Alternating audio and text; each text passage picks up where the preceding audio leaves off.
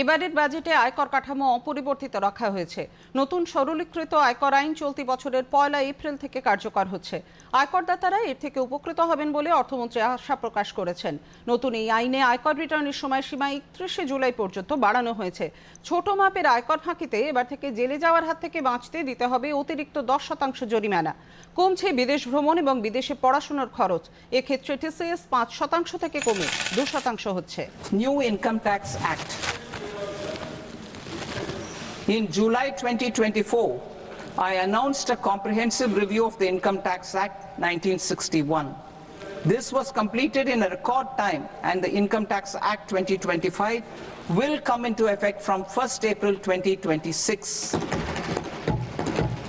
The simplified income tax rules and forms will be notified shortly, giving adequate time to taxpayers to acquaint themselves with its requirements. The forms have been redesigned such that ordinary citizens can comply without difficulty. Ease of living. I propose that any interest awarded by the Motor Accident Claims Tribunal to a natural person will be exempt from income tax, and any TDS on this account will be done away with.